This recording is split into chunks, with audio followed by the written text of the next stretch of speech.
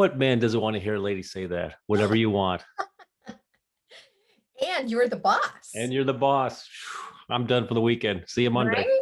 Right? Did it feel genuine? Yeah. Yeah. Yeah.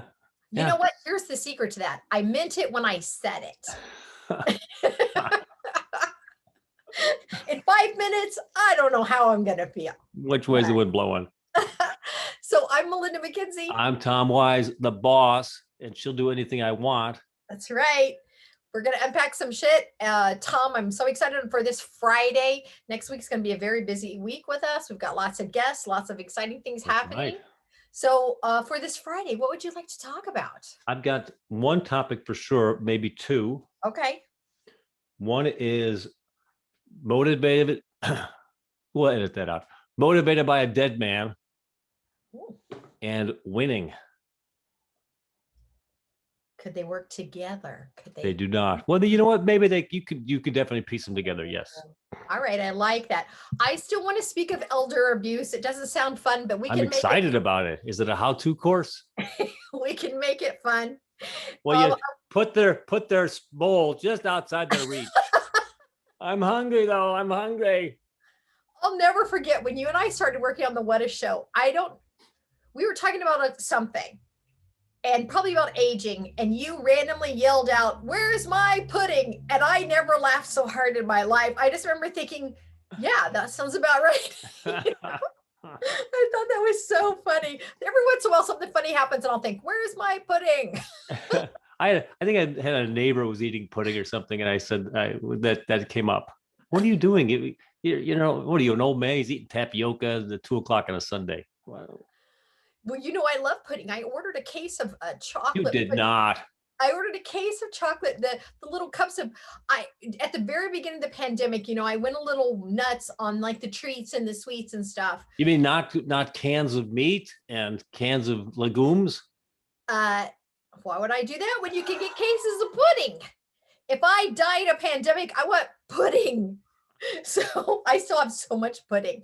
But to counterbalance that, Tom, today, my treadmill arrived. So I'm very excited. Wow, that's depressing, isn't it? You know what? It's much bigger than what in my head, I'm not good with numbers. So we'll see.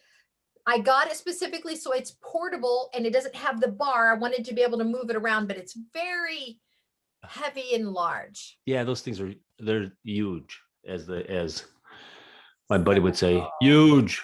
They're huge. Okay, so elder abuse. I want to talk about Chinese fortune cookies. Okay, I want to talk about William Shatner. I love it. And I have a lot more, but I'm going to save it. So let's talk about the dead person. It's okay. Let's do that. I'm saying. So I've been going through all sorts of stuff, right? Yes. Videos and tapes. And so I found this little piece of video of the family together. My mom who's passed and my brother who's passed, along with everybody else in the family. And I was able to transfer that to a YouTube file. Nice. And I passed that link along to my brothers and sisters. Yeah. And I said, hey, it's 3 minutes. I said, it was good to see mom again. It's good to see my brother Michael again. But then you think about this, you go, oh, what's on the agenda for today? What am I going to get done? What am I not going to get done? There's so many things that you're like, too lazy to do. It's like, yes. What would somebody who's dead say with an extra day or arguably 10 more years of vital, energy on the planet? Would they just sit around? Because once you're gone, you're gone. You're right. It should be motivating to see a dead person that you know and loved. And then you're like, that should make you want to I want to do everything today. Yeah. No, you're right about that. I feel like too, because of the pandemic and everybody being shut in, it hits you one way or the other. Either you kind of give up and you're like in this slump, or you're like, you know what, now that I've been shut down and I've seen all the things I've missed, I need to, when the world opens up, I need to get back out there. I feel like there's two classes of people during this. And I definitely went through my slump. I didn't give up on life, but I was like, well, it's another winter day. Where's my little zebra cakes? Because I got nothing. Right. And now it's warming up here, Tom. It was 45 degrees the other day, and it felt like a beautiful summer day. The sun was out. All the snow's gone clearly, right? Or most of it? Most of it's pretty much gone. It's going to snow tonight, though, so that's super Oh. exciting. It's supposed to snow tonight. But also people have an excuse. They've been using that pandemic as an excuse. Yes. And they're saying, oh my gosh, I'm going to come out of this with a year and I haven't written anything, haven't read much, haven't really exercised. I just kind of like survived. I felt like a bear hibernating. Yes. And you're starting to, but and then I know that, okay, let's say we get 2 months from now and all clear. I plan on getting the shot by April. Yes. I think that's a realistic goal. Yes. Oh, by the way, I have another topic. Yes. That the government doesn't do this much. We've really done well with the pandemic lately. I mean, cases are plummeting. But you heard why they're plummeting. I just had this talk last night. You know why they're plummeting right now. Well, I suspect. What did you hear? What did Fauci tell you? I heard it's because of the weather. They haven't done as much testing. We've had such bad weather. People haven't been out in the world and they haven't done testing, and that's why the numbers have gone down. Yeah, I could see that. I mean, they said the next couple of weeks will really kind of show us where we're at because people are getting back out in the world. I mean, only bad weather really in Texas. I mean, has it been so bad you can't get out and go to you got to still go out to your CBSs and stuff, don't you? Well, no, it's been bad, like in the Midwest, like really there's a broad path across the US we were really all shuttered down because we had not just New York and not in the Northeast, but the Midwest below 0 temperatures. So people were kind of forced to stay in. Maybe I'm disconnected. It's been 68 and sunny here. You know what? When I lived in Florida, I felt disconnected a lot. I would forget it was winter in the rest of the world because you are so fortunate to have that weather. And I think masks are working. And it's interesting. I think people are looking at Florida saying, my God, they opened up their state and their numbers are looking good. Well, yeah, we did open the state up, but the Publix and the Walgreens and the Costco and, Walmart, they didn't open up. You got to wear a mask to go in there. So there's plenty of controls, but you can go to the beach and freewheel it if you want, with the tourists. Sure. But the city folks, we're still obeying, common sense. Yeah. It'll be interesting to see in the next couple of weeks, where we're at. There's a guy that I listened to on YouTube that Christy recommended, who's a surgeon that talks about the virus and shots and how everything. Why are you laughing at that? I just had another thought. Go ahead. Well, that's really it. This surgeon, this doctor was saying the same thing, like, hey, everybody's excited because the numbers went down. Here's why the numbers went down. Give it a couple weeks. Let's be realistic. Sure. You don't want to. People are getting one shot and going, I'm fine. Let's get it. And that's I know, but we need a little relief. We need somebody to say, hey, we're on the right track. We're leaning in the right direction. We're no longer going climbing like crazy. We're distancing. We're wearing our masks. We're being safer. And it's paying off, is what the government should be saying, if it's true. Yes. Right? Let's have a little encouragement. It's been a year. No, you're right. And we should get encouragement. I'm going to pull up the guy on YouTube. Tell me what your funny thought was, because clearly it was a good one. Well, my funny thought is I was on Facebook and I'm in the middle of somebody. It's, somebody's off on the person makes the declaration. I'm sure you've heard the same thing. I don't listen to MSM. I don't get my news from the MSM. And my question is, okay, where do you get your news? Right. And you should get it from all the sources. Please listen to all the sides. Then you can decipher. Don't just listen to one side. Yeah. So what? No, but if you don't get your news from mainstream media, where do you get it? From your neighbor? YouTube? Some YouTube quack? This is where you're calling. This is where you're going to tie your rope to. Yes. I'd much rather look at CNN and MSNBC and Fox with a jaundiced eye. Like, okay, they're leaning one way. They're telling a story, but what's really behind the thing? Rather than saying, I don't get my news from mainstream media. Where are you getting it? OAN or Newsmax, which they're just off the fucking rails. Newsmax. Did you hear Newsmax did a whole segment on how unpresidential Biden's dog looked? His rescue German Shepherd elder dog. They did a whole segment on how he looked dirty and not. And I was like, really? Hitler's German Shepherds were always in good shape. Right? Why can't you look like Hitler's Shepherds? Please. Guys? So that was kind of lean with them a little bit. No, that was the thing.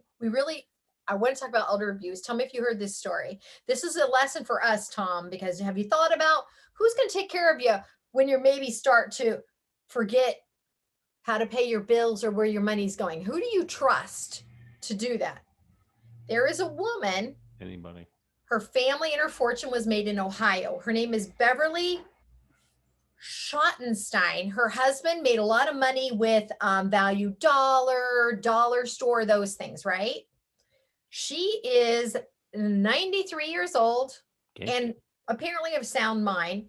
Lots and lots, like she's worth like hundreds of millions, okay? She's single? Hundreds of millions.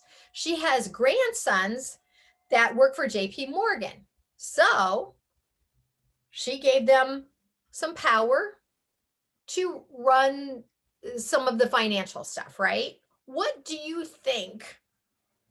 Do you want to guess what these grandsons did? They doubled her money.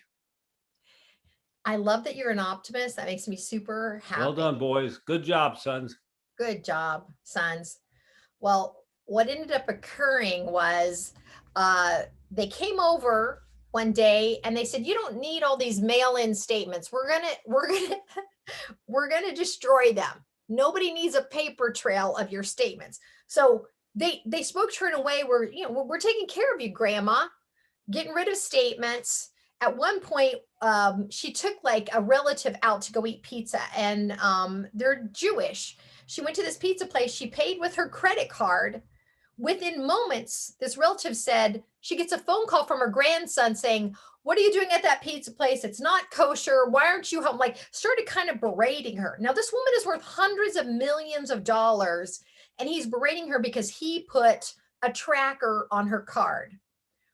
Well, turns out that these two grandsons, they're both sons of her son, were taking her money, forging her signature, spending hundreds of thousands of dollars on her credit cards. We're doing high risk trades. And so what the short version is, once she started figuring things out and people were saying, you know, grandma, they shouldn't be destroying the hard copies. That's probably not good. And, you know, do you know what's happening here and there?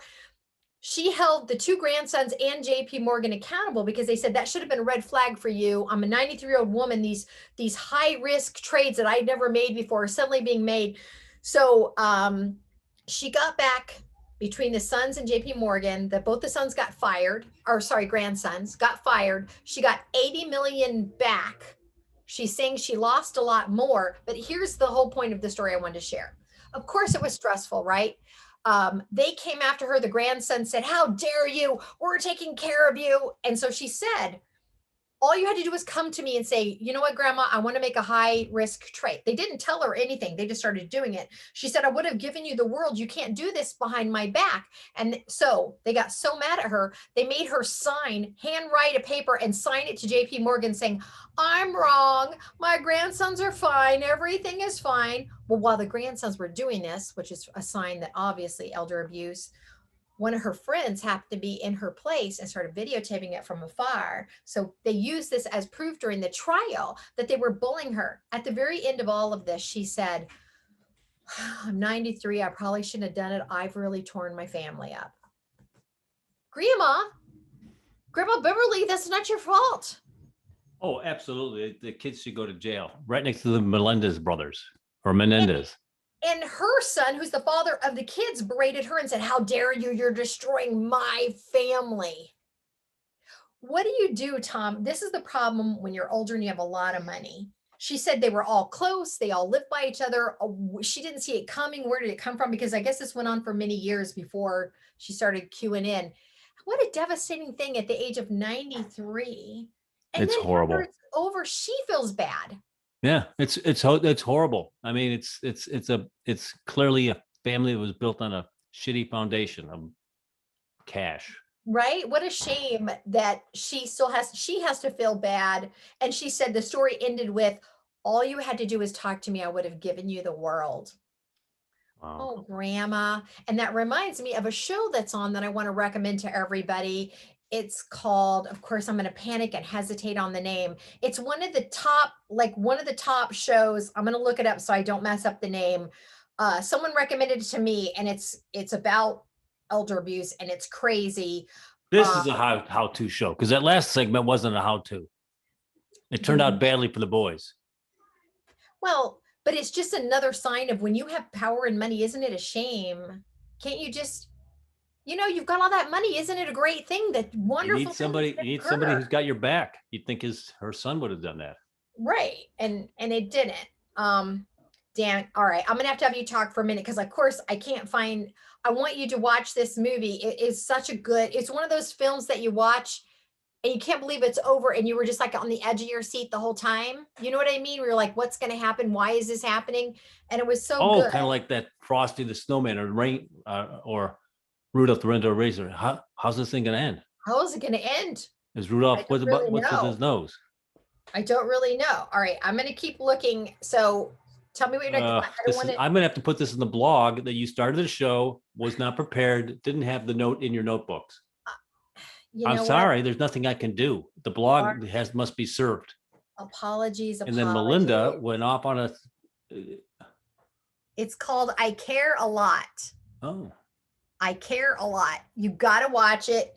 It's very, very intense. I think you'll enjoy it. Just like it's kind of along the lines of the last show that I had you watch about Your Honor, right? Where are you laughing because I'm recommending too many things to watch? No. You said the last show I had you watch. I did have you watch it. I pretty much demanded that you watch it, didn't I? I didn't say please. Our friendship was stop critical. Everything you're doing. And please watch this. But anyway, I Care a Lot. It's about that kind of thing where money becomes the main focus and people that are older get pushed to the side like they're not even people anymore. But it's a revenge. It's funny because you people will look at the exterior of somebody and just think that that's how they are, weak and frail. Thank you for saying that. Isn't that an interesting thing that people think your exterior, it really is who you are? And wrinkly. It's not who you are. That's just who you're showing the world. You can't control when you age. I saw a picture the other day of Wally from Leave It to Beaver and Bud from Bud from Three Sons? Not My Three Sons. Leave It to Beaver. My favorite dad's Father Knows Best. Oh, yes, Father Knows Best, or My Favorite Dad, as we all call it on the side. And when you saw them, what did you think? One guy was 90 something and Wally was 80 something. See, isn't it crazy? As you get older, it's insane because I looked up Woody Allen's age because all the stuff that's going on. Oh, why don't you just marry Woody Allen? You just love him so much. He's 85. Yeah, leave the old guy alone. Isn't that crazy? Guess how old William Shatner is? Because William Shatner I know he could be in his 90s. He's 89. Yeah, it's crazy. Check this out. He has a new movie coming out. It's called Senior Moment, and he's like the love interest, and he's 89. The guy's he's a beast. That motherfucker at 89, he's the love interest. And I've only now realized that he's been wearing a toupee for many of these years. Oh, and doesn't he just look packed full? He's such a short, he's big. He's burly. Much burlier than he was he's got to be 50 pounds heavier than he was during the Star Trek days. How tall do you think William Shatner is? William Shatner is not 5'2". I'll tell you that right now. He's taller. Shatner goes 5'9". Book it. Oh, you think so? Book it. All right. Hold on. Yeah. By the way, I mentioned I'm wearing this for the ladies. I hope to God you're watching on YouTube. He's you're very good with numbers. He's 5'10". 5'10". Well, that's because it's when he's in his lifts and he's got his shoes on. I think that's a lie. I don't think he's 5'10". But yes, thank you for dressing for the ladies today. You've got some man stuff you're doing, so you got to wear your man clothes, which we all appreciate. Is that like I notice a lot of guys that wear those muscle shirts. Is that how you can see bigger muscles when you cross like this? Yeah, it's hey, what's going on? You push them out a little bit. God, I haven't done a curl. Very nice. Very, very nice. All right. So tell me what your other topic is that you wanted to talk about. Look at all the rowing. Look at what you have. And is that really from rowing though, John? Yeah, this is, or masturbating, either I or. was going to say that's your strong hand. Vigorously. I beat my best record. What is it? So when I started this rowing nonsense, because of Melissa, I had to come up with a target. And she's doing 5,000 meters in 27 minutes. Talk about a beast. That's ridiculous. Yes. So it took me a week or two to kind of get a feel for what I could do, what the machine could do, gauging this and gauging that. Well, on February 10th, I did 2,000 meters, 2,000, not 5,000, right, in 17 minutes and some odd seconds. Right. And she does 5,015. Well, I don't have 15. I think maybe under 30. Oh, I thought it was 15. 20 something. Okay. We'll have to bring her back in for a specific. Yeah, we'll bring her back in. So, but at least I had it. At least like, okay, I'm participating and I'm gauged up. It's like, you're in there. Let's say I was going to go out and I'm going to go run a mile, and it took me 20 minutes, and I didn't have anything to compare it to. I might think 20 minutes was good. Absolutely. I would think that was good. I'm not a runner, so. No, you can walk. You can walk a mile in 15 minutes. Oh, can you? Okay. Yeah, 15, a brisk walk, 16 minutes. Okay. Maybe as you get older, it's a little bit less, but that's kind of a ballpark. You can generally walk a brisk mile in about 15 minutes. What's the fastest run for a mile? Do you know? What's the record? The record, I can't know. I'll be within 15 seconds. Yeah. 3 minutes and 48 seconds, I'll say. That's really fast. A mile? What's the record for a mile? Yeah, we gotta Jetsons this answer. What did I say? 3:48. 3:43. That's the record, 3:43? Can you imagine that? How? How could your body even do that? Well, they thought when Roger Bannister, when he broke the 4-minute mile, that his molecules were actually going to separate. No, man can't run 4-minute mile. He'll physically break up. and that's how he laughed when he was told that.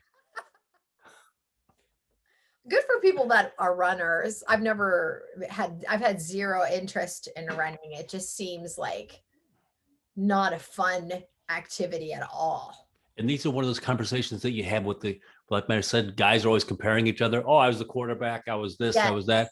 See, I had one good day on cross country. One. The rest were all hell. What's that? You're a long distance guy. No. Well, I am a long distance guy. So yeah. I ran 3 miles in 17 minutes and 30 seconds. That sounds very good. Those are all sub 6 minutes, which I couldn't run a mile today. 11 minutes, 12 minutes. Oh, I couldn't run a mile. I would stop. I care more about living. I don't think I could do it. Anyway, yesterday, going 5-6 days a week doing the rowing. Yes. So I said to myself, okay, 17 minutes seems slow. Let's come up with a target that we can reach or something that's doable. And then I decided that, you know what that number is? That number is less than 15 minutes. And I'm in 2 minutes faster than I was doing. And fun yesterday. Yesterday you did 14:55. Boom. Boom. I'm exhausted just thinking about it. Now what are you going to do?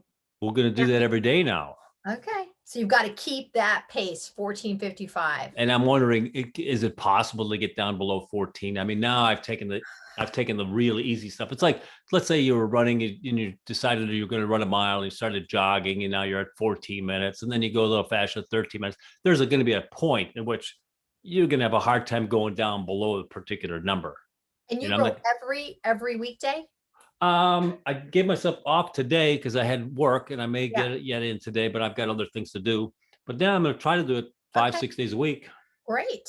Well, we were talking about accountability in one of the other shows, so I'll keep up with you on your, on your rowing, because you were doing really great with your push-ups. You were really like hanging in there. You motivated my niece Trina. She started doing push-ups because of you. So now Yes. I'm trying to work push-ups back into the deal. I'm doing Okay. 30 or so when I do my rowing. Very good. Well, I'm going to crack open that treadmill and we'll talk on Monday and see what I've accomplished. That's going to be exciting.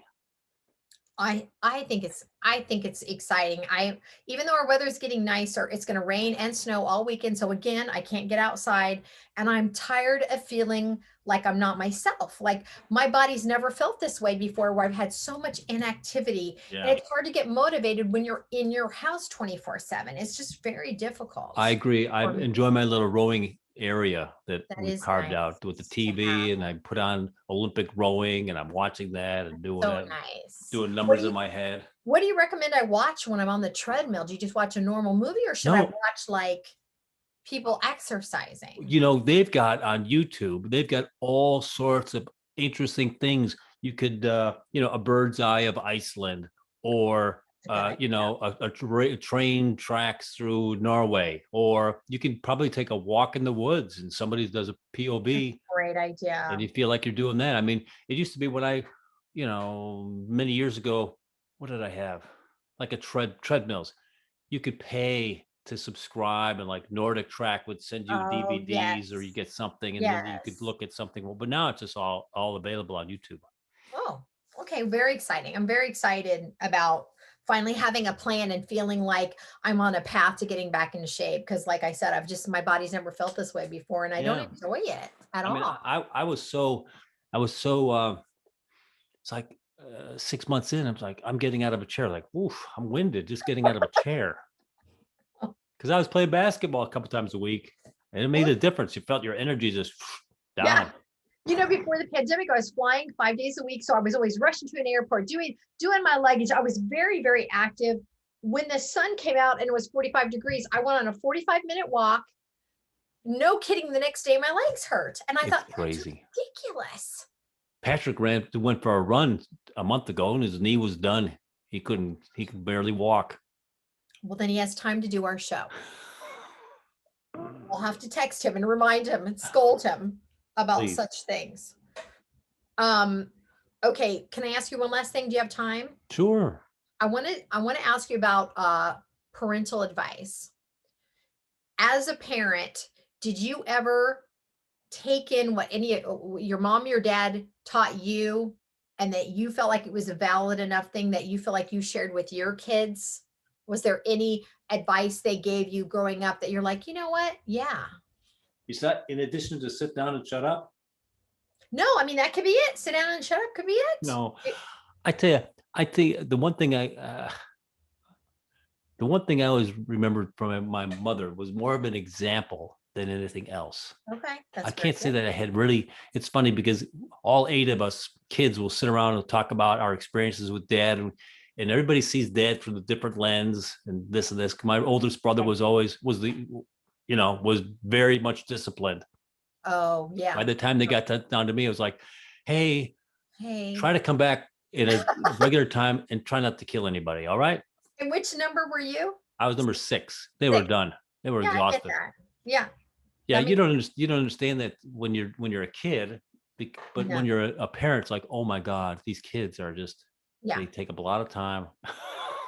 Yeah, kids are exhausting. I was talking, whatever. I was talking to my this guy Dan. I moved into his neighborhood. Pat lives in the same neighborhood as my buddy Dan. Dan is almost 70, Okay. and he runs every day. He's in great shape. And he's been married for 40 years. Blah blah blah blah. And so he stops by today because I was shooting out in front of the house. We're shooting my product going live at HSN at 8 o'clock. Yes. So Dan comes by, we're bullshitting, blah blah blah blah blah, and he asks Pat if he has any kids and says, "Yeah, I got 3." And how about you? I go, I never had any kids. I said, that's why you're still married. Yeah. Yeah. Honestly, yes. It's a hat trick to try to stay married and have kids at the same time. It absolutely is. I've had this conversation many times with my friends when we break down. And we love the kids. Yes, right? Of course you love the kids. It's just that it'd be nice if somebody handed you a manual when you're getting married. If you're having kids, look out for these landmines. Well, having kids affects you in a big financial way. Finances are a real difficult part of your marriage, and disciplining kids. I find that most parents have a great division on how to handle the discipline of the kids. I was always surprised how it's like, oh, what do you do when you really have a conflict with your mate about the serious thing of raising No your one, kids? no one talks about that before they get married. It's Are you gonna insane. It's like I always discipline thought that kids? my new household would run the same as my old household, which was, hey, we all did a couple of chores. On Saturday mornings, don't plan on going out until you clean the bathroom or you're Yeah, back in the we living did room that again. So, too. right. And then, you're doing dishes, Yeah, there's 6 of you kids. You guys figured out what days are going to be. Well, but yeah, we as parents aren't doing dishes. So you guys yeah, figure it out. yeah. So, and then not to have those conversations when you're having kids, like, this is crazy. It Doesn't make any causes a sense. lot of stress. And I mean, to be fair, it takes a lot of your attention to raise children. So that's less attention with your spouse. People that don't have kids, you can focus on your partner. And then you see when the kids take over. Now, this doesn't happen in my case, but I saw where kids were undisciplined and they didn't go to bed till 11 o'clock at night on a school night. It's like, oh, you're Yeah. ruining your marriage. You can't operate. You need to have at least a couple hours at night Yeah. to decompress and try to reconnect. And if you're not having that time, you're apt. So true. I often say I was married a long time, but I often say the reason I was married as long as I was is he traveled a lot. So it gave us the space. I think if he would have been home all the time, I would have gotten divorced much sooner. But Oh, my brother, I have another brother who he lived in another state for a couple of years, while he was doing his business, and that's where he went. And they it didn't want makes to a move the kids out difference. of high school. They don't want to move them out of school. And that all made sense. But I'm saying, yeah, you're not conflicting. Everything, Sunday. Yeah. So do you feel like with your kids, I know they're grown now, and today is Tommy's birthday. Yes. Tommy's I love the kids to 4. death. I would not do anything differently, of course. No, I know, but no, my question is there something, if someone were to question the girls and Tommy, what would they say like you imparted upon them, do you think? What That'd be a good question. do you know? Because I'll text them later and ask. I'm just curious. I think that they would say that Dad talked about taking risks. Take a risk. Okay, Follow your dream. Take a risk. good. That's very solid advice. Did your parents feel that same way? Um, no, not at all. My Yeah. father looked at me and said, "You should be an actuary." Wow, he just called it like that? Well, he was, he put one in accounting and the other one, whatever. I'm like, Wow. so I had to go look it up. Wow. I said, "Wow, I don't think that's me at all." Because I could do well with numbers and math. You still can, but you can do fun things with numbers. Fun with numbers. So no, I didn't do that. I go, yeah. And then I even went back to engineering school after he died in some sort of attempt to, Oh, follow what he yeah. thought I was, a path for me. That didn't work. But my mother, it was very interesting to watch her change. This is the observation I got from her. I don't remember ever having but a couple of conversations that I really remember about life. Yeah. But after my dad died, she said, at some point, she says, you know what? I'm going to worry less about cleaning the house and more about having some fun. Nice. And the house was still clean, but it Of wasn't, course it she was. stopped stressing about it. And then she Yeah. went off on travels and journeys. And, I think Oh, she just dialed down her gotta do meter to, yeah. it'll get done. I think it was the era. My mom's 81. She'll be 82 next month. And that's always been her thing is look how clean my house is. And here's her statement. I don't even know if she thinks about it anymore. She said it so much. When I die, I'm going to have a clean house. Why do you care? Nobody cares. It doesn't matter. It doesn't matter, but you know what it also is? There's a benefit to a clean house. You can clean your head is clear. Your head is You're you're right. thinking. You're not scattered You're and right. looking at trash all the time. There's value in that, You're right. absolutely. But it needs to be in a place. Yeah. Are you going to freak out if there's a spoon on the table? Right. Okay, somebody forgot a spoon. You forgot a spoon. Are you going to go Right. to 9 on that, or are you just going to pick up the spoon? I tell you, there was a woman yesterday on Facebook, and you can be both sides of this equation, and I'll be both sides of the equation, right? Yes. She posts a picture of a sink full of 4 or 5 dishes, a plate, a bowl, a couple of spoons, and a glass, Okay. and they're relatively dirty.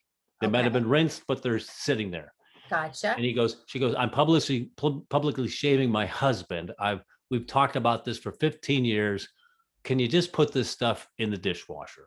Right. Yeah. So on one hand, I'm like, yeah, that SOB can just put it in the dishwasher. It's not that hard. And on the other hand, I'm saying, well, when he's dead, you'll be sorry there's no dishes in the sink, It's because so there's a lot true. of lonely people out there that wish they had somebody else's dish to wash. But you It's can't live like that all the time, being abused and caring yeah. for somebody, and if it's just a one-way street. But there's both those thoughts floated through my brain. It's so true. Do you feel like listening to that reminds me, like we all have our things. There's certain parts of your house where you have a thing where you just like something a certain way, maybe not the whole house. For me personally, and I don't even cook a lot, but I'm very happy if my kitchen is clean. It just makes me happy. I like it. I don't like to have food on the stove, So Will, who lives with us, cooks all the time.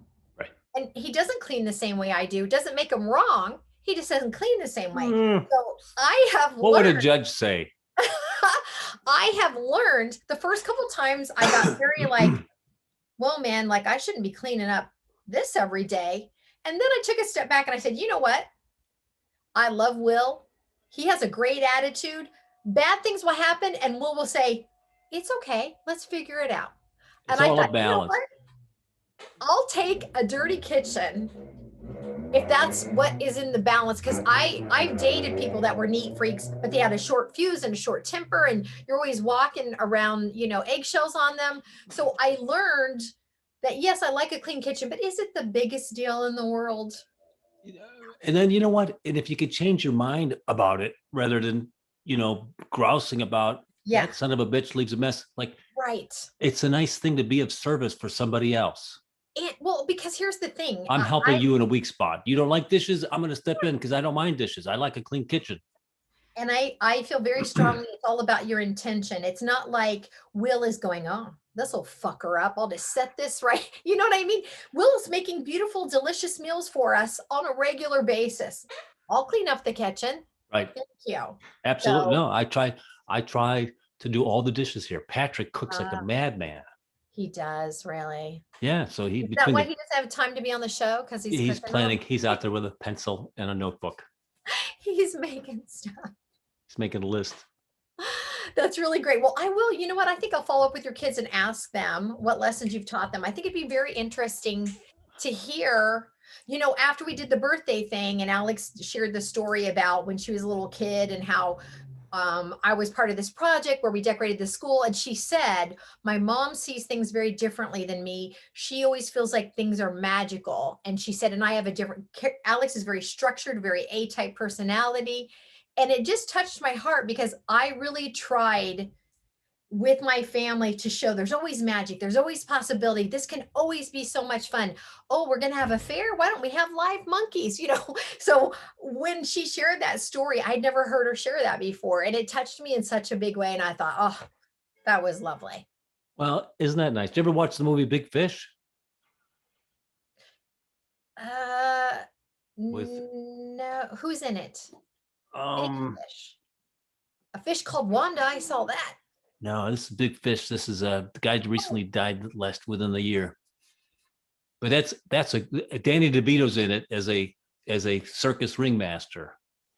And Look it up. It's not ringing a bell. oh my gosh, it's one of my favorites. Big fish. Okay. But it's the theme is, whimsical dad, serious son, Okay. and that particular dynamic.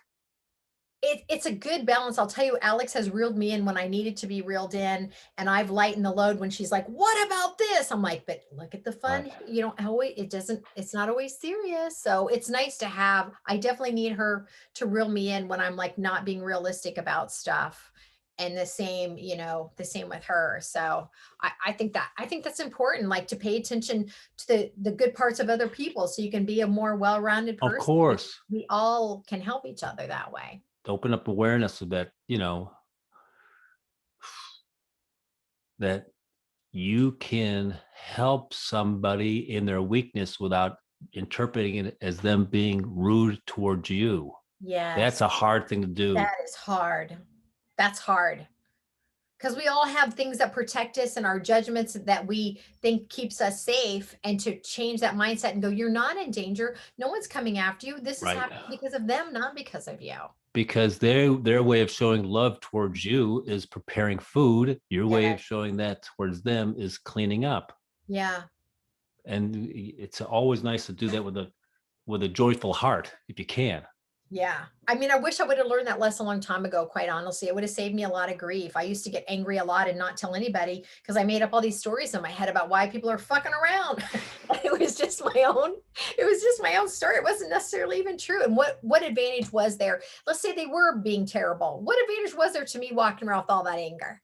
And the benefit to you though, if you have a service mind, then you like Mother Teresa, I'm just going to pour out love. I'm going to extinguish any type of hate with more love and more acts of kindness and service. So it's very hard to do, but It is very but hard. it's the way to be in your own head. Oh, it absolutely is. We should be counselors. We should be therapists. I think we'd make a lot of money if we shared this insight that we've gained in our elder years. Amen. Oh, here's a picture of the boy. I think he's about 5 years old here. Look at little Tommy. Little Tommy's 24, everybody. Oh, look at his name. I'm sorry. I love all those little kid things. This is That's great. so precious. I love it. All right. Well, so do you have a tip of the day for us? Let's ask the owl. I don't know what that means, but okay. Tip of the day. He's got nothing. No. Oh. No. He says enjoy the weekend. because ever hear those folks saying this is the first time this planet is ever aligning in a lineup with these things, and it's never going to happen for 1700 more years, right? Right. Well, this moment is unique as well, right? Yeah. Tell us about that harp before you say goodbye. Yes, okay. So I've always wanted a harp from the time I was a little kid. I always wanted a harp. And so many years ago, it actually plays. It comes with a tuner and all that. My niece one year bought a miniature harp for me because one day I will have a life-size harp and I will have someone come over and teach me how to play it. But for now, this is an authentic miniature. Wouldn't that be nice? Harp. I feel like having a beer, huh? I love harps. I don't know why. And here's another tip of the day. Ask yourself, in which way are you improving? I heard the boys playing music the other day that Patrick's got a band. Yes. And I mean, I got to a certain level of playing the guitar where it's very fundamental. On a 1 through 10 scale, I'm at 2. I can look, read music, and play. I'm not one that I can have to stop. Yes. I can play a little bit, but it really hasn't progressed much past that. I also like playing the drums, but it's pretty much I could just tap, tap, tap. Never really took a lesson. Played the piano. I could play one song. Wouldn't it be nice to add a couple of layers? Are you going to? Hell no. It's way too hard. It's too hard. Working on my rowing. All right. We'll hold you accountable for the rowing. Well, I'm Melinda McKinsey. And I'm Tom Wise. Thank you for joining us on this Friday. We look forward to getting more of your questions and seeing you again on Monday. And that's another one in the can. Have a good weekend.